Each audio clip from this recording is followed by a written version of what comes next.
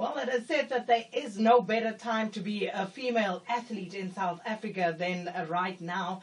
But what do you think? Why is it then that it is so difficult for female sports to attract funding and to get the necessary support? What are your views on that? 0891 104 208. Sanani Mangisa, South African women's hockey goalkeeper, and Cass Naidu, our guest this morning. Let's go to Shane in Cape Town. Good morning, Shane. Hello, Shane? Okay, I can hear something, but seemingly Shane not there. So we'll come back. We'll sort out the lines and get back to those questions and your contributions to this conversation. Just a few more messages here coming through. Panyane wa Mo Africa says, corporate sector still finds women inferior and inadequate, not only in excellence in sport, but also in corporate leadership. What's your response to a sentiment like that, Sanani?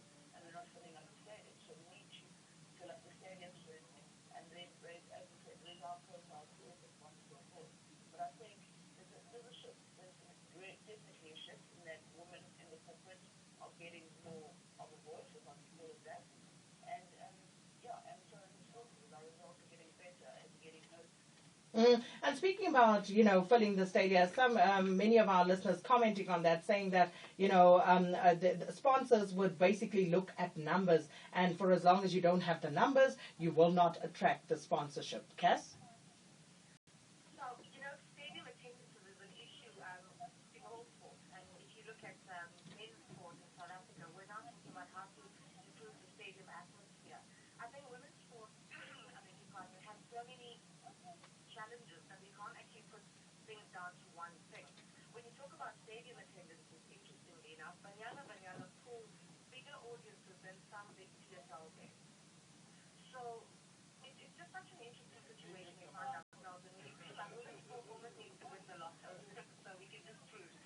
Mm.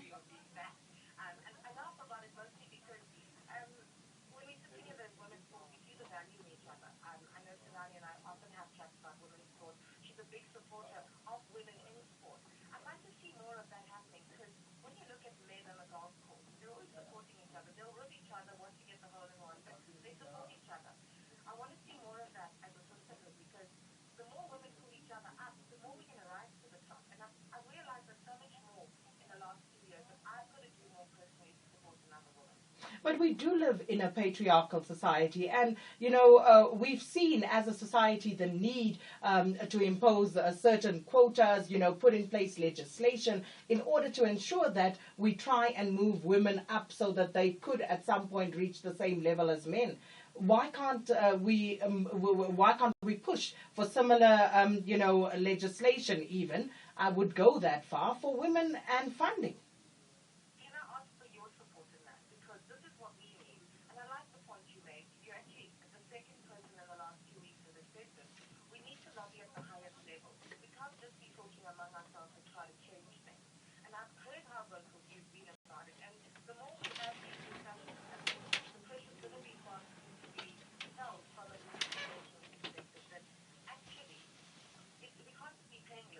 Mm.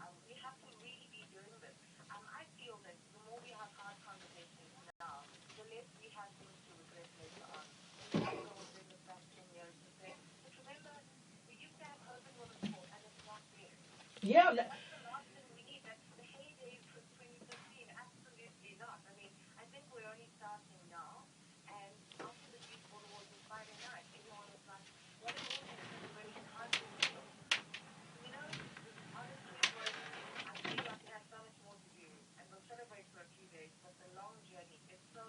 Mm.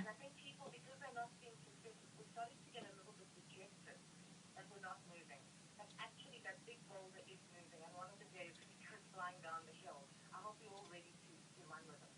Yeah, as you say, we need to start walking the talk here and making sure that we do push, for what we want to see, where we want to see women's sport go. If Company A decides, and this, if I were the minister of this project, Cass and Sanani, I would actually legislate that if Company A decides that they are going to sponsor for sporting events, 100 rand, then I want to see 50 rand of that. Okay, maybe I'm pushing it, but I want to see not less than 30 rand of that going to women's sport. I don't understand why we always have to be begging, why we always have to push and ask as if we are the poor stepchildren.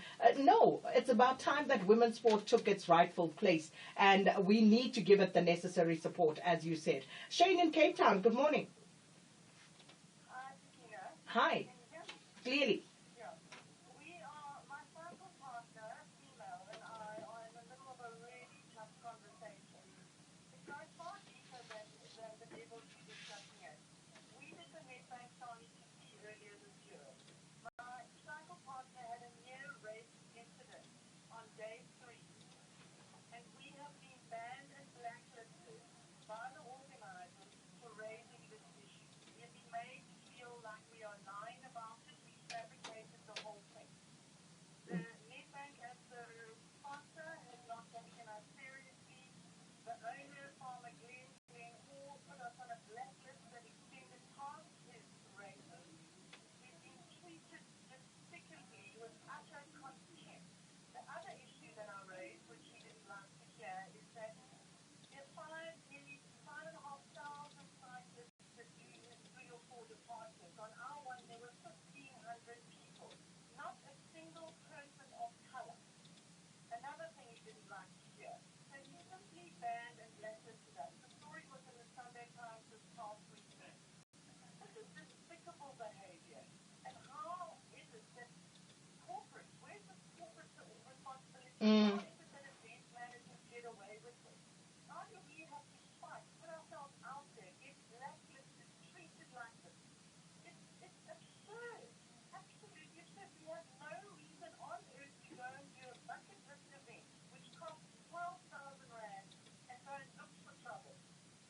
Oh, absolutely. Outrageous. Shane, and thank you so much, because you have just taken it to another level altogether.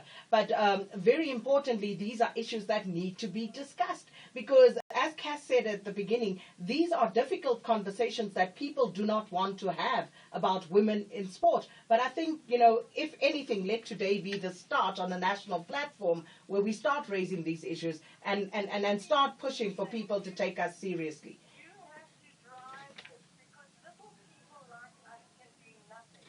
These men turn their backs on us and black and ban this stuff. Blacklist and ban us. I mean, there's nowhere to go from here.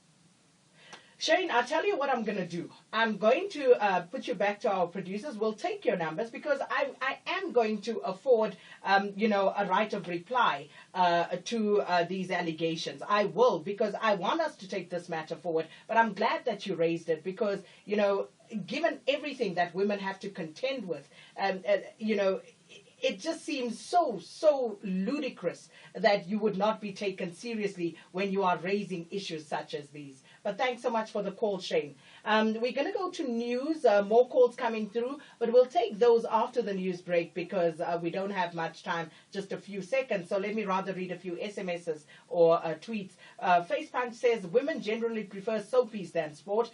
Look at what goes on at stadiums. Who goes to stadiums? Even women teams are largely supported by men. And then Kwena says, media role of women exposure is also lacking. The public are somehow not aware of the activities, and it's high time that there was better exposure. Blacks in White say companies sponsor teams according to the support that they attract, and women don't support women's sport. They'd rather watch soapies. No. That soapy thing is something that we need to address after the break. We're going to the news now, and Economists are standing by with the latest.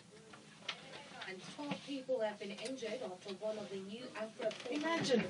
See, now we watch soapies, we don't care about sport. Are you mad? And looking at news Ah. headlines Yeah, earlier this morning, these people are Justice saying and on Correctional Twitter. Services Minister Michael Masuta says he's seeking legal advice on the release of Oscar Pistorius because he wants to ensure that the law is not being misinterpreted. The You know, but NPA you know what's part of the problem? Women have the buying power. Yet women need to also make their power felt by supporting companies that support women's causes and women's sport. Stop patronizing people who don't care about you. Yeah, we're not conscious. Traffic on SAFM, your trusted guide to the road ahead. Well, still very heavy out of Krugersdorp on the run through to Lanseria. We've been talking about the two sets of roadworks which are new, one before Mouldistrift, one before Lanseria. But there's also been a really serious crash on the hill on the R28 Paardekraal up by Silver Star. So very heavy out of Krugersdorp on that section into Pinehaven. And that's before you get the two sets of roadworks. Normally, at around about this time of morning, things are calming down out that way. But I guess it's that second sector of roadworks which are going to keep traffic busy for a while. Cedar Road in through from Chartwell to Broadacre is very heavy. A lot of construction going on there. Rivonia Road, heavy queues coming up from the Rosebank side into Sad and all jammed up through Lovo. It looks like probably issues with the traffic lights, Rivonia and Melville. And a crash on Jan Smuts near the zoo, still causing big problems going through to Rosebank. If you're on the Mike 1 highway, just go off at very heavy traffic on that particular route going through towards the Umhlanga Rocks area. And Cape Town still queuing in front of Khayelitsha towards the airport runway. It's been busy all morning getting through there. Inbound on Cape Town's N1, slow from the R300 to Durban Road. And then from just after Plattercliff Road, it remains solid right through to the Coburg interchange. And then Port Elizabeth, the roadworks on the N2 at Stanford Road, still causing a delay coming up from Cape Road. And there's been a crash on the N2 South at Deal Party. So very heavy traffic from Blue Water Bay side as you queue down towards the M4 Settlers Way split. Rob Byrne, AM Live, Traffic Watch. And Rowena's Bird is coming up next with Morning Talk. Morning, Rowena. Morning Talk today. In the first hour, we have the open line, today being Wednesday, and we're also going to have workers on Wednesday. Today, the focus is on the Qatar 2022 World Cup and the working conditions of construction workers in that country. We'll also look at the issue of access to education for children with disabilities. Now, a Human Rights Watch report has revealed that the South African education system is actually shutting out an estimated 500,000 children with disabilities. We'll get more on that story. And we'll explore the economic situation in South Africa and speak about employee dishonesty as well. So it's a full show for today. Thank you, Sakina. We'll lead, you follow. We're on Twitter and Facebook at SAFM Radio. And on the Forum at 8 this morning, we're talking about the lack of funding and support for women in sport. Why is this the case? In conversation this morning with Cass Naidu, the founder of G Sport, an initiative aimed at raising the profile of women in sport, and also Sanani Mangisa, who's the South African women's hockey goalkeeper. And she's our guest this morning, also holds down a full-time job for the reasons that we have gone through. Interestingly, the messages that are coming through, the misogynists out in full force this morning. And I want to read some of them, though. Let me read some of the messages. Errol Presley says, I do umpiring at club level, and even at this level, women clubs receive only a fraction of what the men's clubs receive. Mahosi says, it's sexism. Patriarchy says women aren't good in sport and business, and so there's no reason to reward us for playing. It is shameful, really. Robin Cape Town says, I don't agree that women should box. Why should women participate in men's aggressive sport? I don't understand. Note, men's aggressive sport. And then Sigyn Randberg says, apart from tennis, women have hardly participated in any major spectator sports. Where they did, their performance was seriously inferior. David Ntunzi in Mabatu says, I think the lack of women's sports promotion arises from trying to compare sports of women with sports that men do, and the results are that women cannot fairly compare. Professional beach volleyball says this one is the most attractive female sport in the world to watch. Rather start there. And then this one from Ismail says, my suggestion towards raising awareness would be to introduce female games as curtain raisers to PSL games. And then another one, Penny Haynes was a world champion and she received loads of sponsorship. Our local women teams are underperforming, hence there's no sponsorship. Interest. Let me start with you, Salani. What's your response to all of that? Listening to that, there's so many attitudes to what it takes to get Mm. yeah, you read that. For me, there's a lot of stereotypes, a lot of attitudes. You know, we don't want to compare ourselves with them. Yes, we're not getting funding on that level, but in terms of on an athlete basis, you know, I can point out that the first guy is more of an athlete than I am. That I accept. What we're trying to say is that for our level, this is what we're doing, this is what women's sports are doing, and we need support for that. And what becomes interesting for me is that my male counterpart has the same potential as me, is more open or trying to learn, trying to give in, but of support at a younger age. And this is where it becomes difficult because then you say that potential. Let's back him now and see what happens. Which lacks in women's sports, which becomes a problem 5, 6 years later because you don't back the youngster at 18, 19. And all of a sudden, you wonder why there's a lag later on in your career. So I encourage brands to get involved at an early stage, at an early building stage and say, I mean, it's a great story at the end when you say, as a brand or corporate, I've been supporting so-and-so since they were 18. 10 years later, they're world champions, and this is what we look at.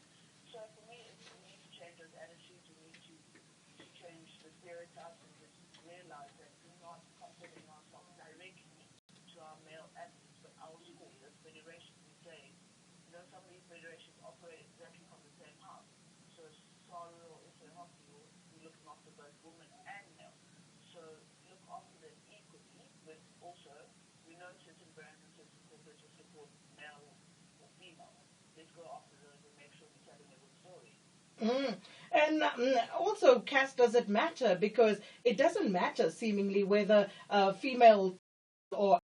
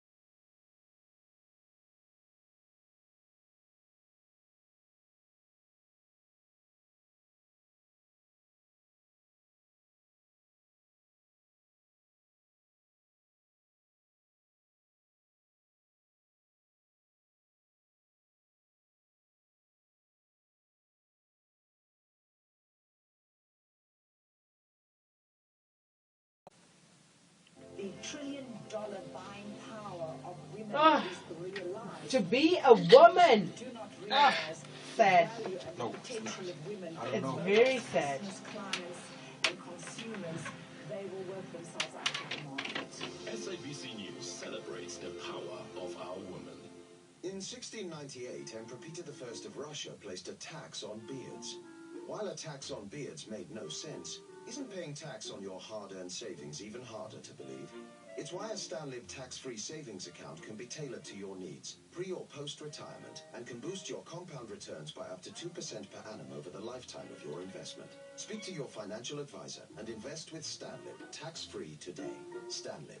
Focused investing. StanLib is an authorized financial services provider. 106.1, the home of SAFM in Nelspruit. SAFM, South Africa's news and information leader. Talking about the lack of funding and support for women in sport this morning with Cass Naidu and Sanani Mangisa. And we're going back to the lines. Tapiso Sitole, one of our colleagues here at SABC. Thanks for calling in.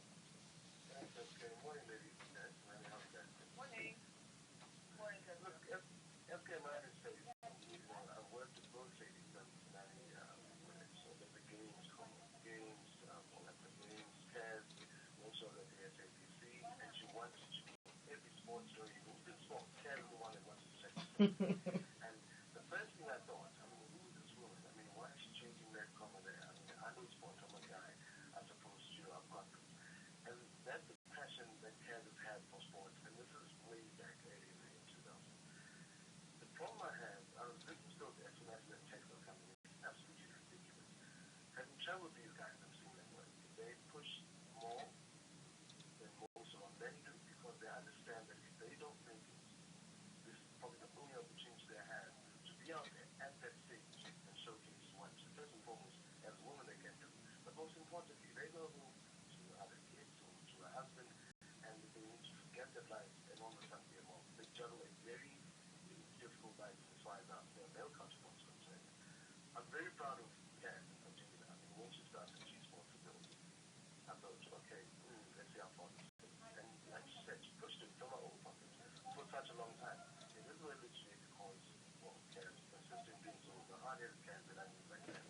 The issue of what happened, we as the media are also to blame to not give these guys credibility that they deserve, to not have Kat and the ladies in sports in South Africa on TV. I know You. very good, thank you.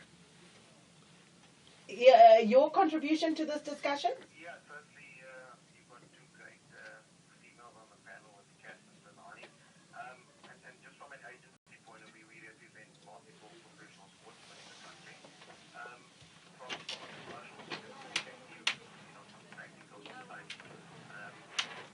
It's a lot larger than just these, topical issues that's being discussed here. And through our own research, we realize that, from a policy point of view, certain things need to change. The perception of women's sport globally as an issue, and if a real change needs to be taken place, if you look at the Wimbledon finals, that the men's finals will always be played at the last day. If female finals start to get played on the last day, then hopefully the perception of women's sport will change. So for us there's a much deeper issue, and it comes down to certain policies that are in place that needs to be changed. Indeed. And, talking of Wimbledon, at least, they've won many a battle in tennis. At least the female athletes now get played exactly the same as the male athletes.